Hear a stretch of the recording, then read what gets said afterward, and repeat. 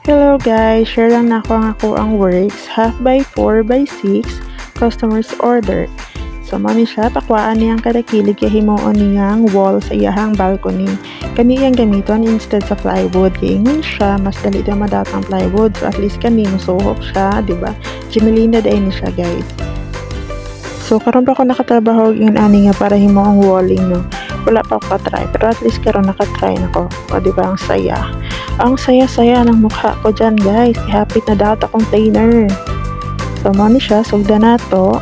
First, yung peto ang i-straight diha para makuha na to ang saktong sukod. Ito yun, magsukod ta og 6 kataas, 6 feet, and then ato na po na siyang katingon. Katingon na to gamit ang ato ang jigsaw.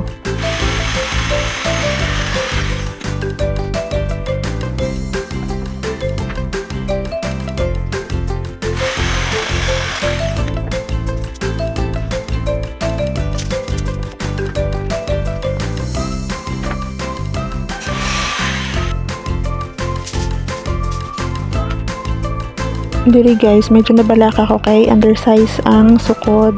Nipis kayo ang kahoy, then mag-cleaner pa ta para malimpyo.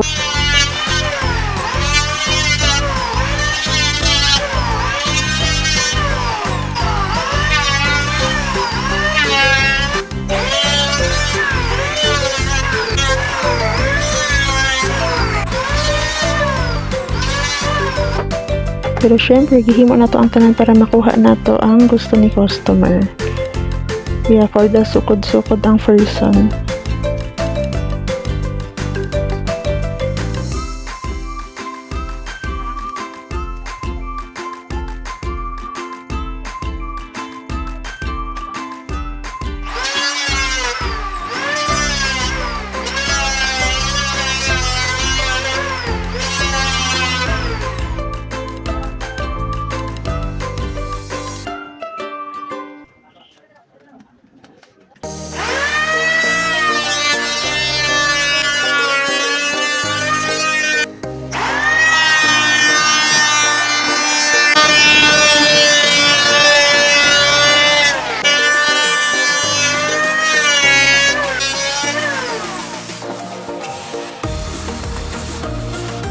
Charan! Almost done!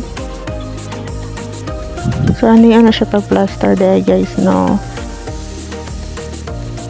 Ngayon, syempre, i-ready muna na to bago tamaabdan ni customer. Kaya para pag-abot niya, pick up na lang. Humana din siya bayad tanan guys. So, wala na tayo paabutuan. Igo na lang siya pick up puan. Thank you sa order, sir. Next time ulit.